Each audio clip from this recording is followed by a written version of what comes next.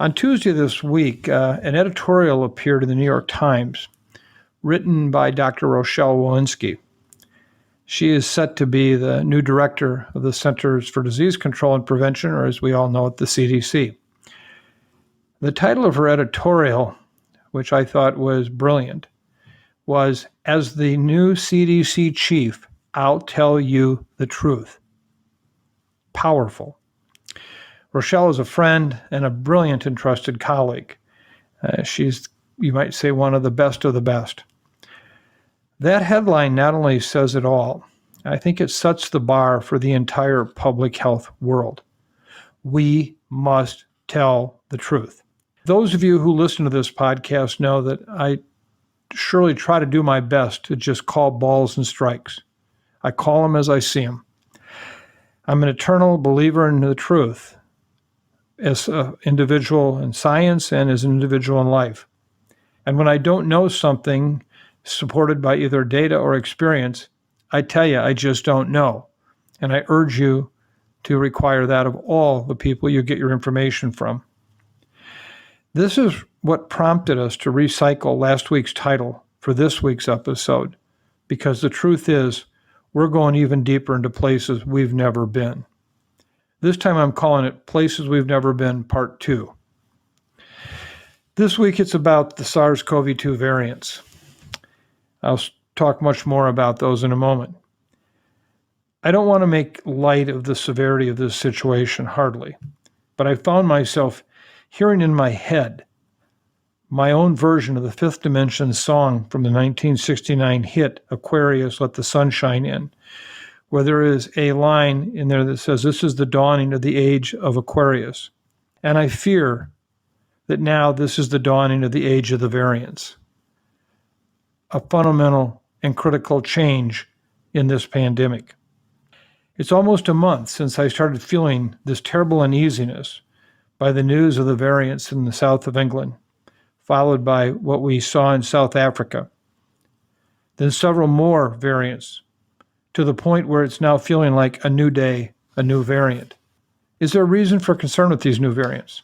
The answer is absolutely yes. There are three things they can do that will make life much more complicated for our war with this virus. First, they can prove to be more infectious. Second, they can prove to be more deadly. And third, they can end up reducing the effectiveness of the immunotherapy drugs and the vaccines we've developed. Now, I want to make it very clear as I discuss these later that we have lots of partial information, incomplete information. Before we conclude that any of these three things are happening, we surely need more information. But we must be aware of them. We must tell you the truth. So, what is true for the UK variant? What is true for the South African variant? Which is true for the Brazilian Japanese variant? We mostly don't know. We're in places we've never been before.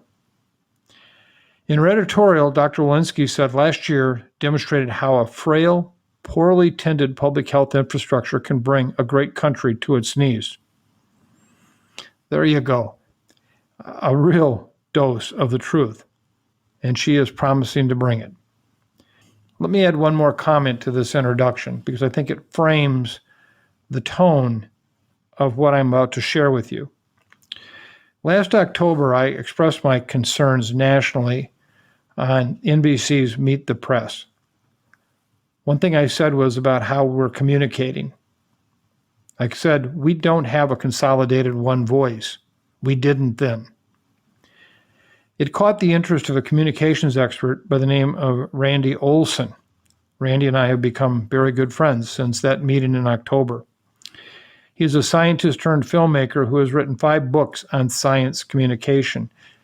Last year, he earned an award from the American Medical Writers Association for his work over the years with organizations like the National Institutes of Health and the Centers for Disease Control and Prevention. A friend connected us, and we began a collaboration that's become very important to this podcast. I cherish and value his input very much. In one discussion, I was telling him about the science when he interrupted, and quite abruptly, and said, "The science is crucial." but so much of what's happening is about communication. He said he took a look at Australia, New Zealand, and the Asian nations. They had the same science as us, same prevention and control measures, the same understanding of the virus, yet their death rate has been a world apart from ours.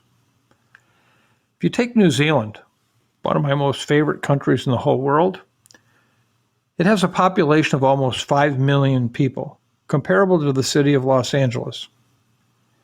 To date, New Zealand has had a total of 25 deaths from COVID, 25. That's their entire country, just 25 dead. Now, grant you each one of those was someone loved, someone cared about, but 25.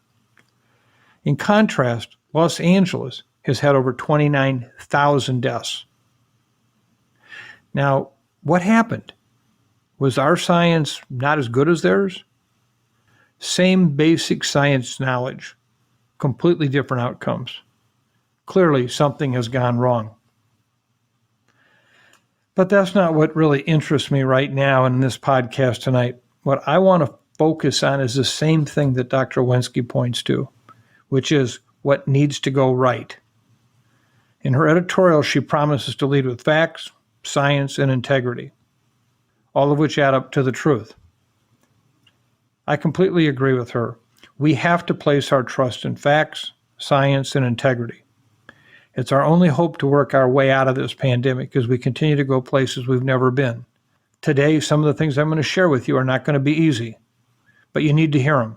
We need to tell the truth, and we need to prepare ourselves to do what we must to reduce the horrible impact of this pandemic.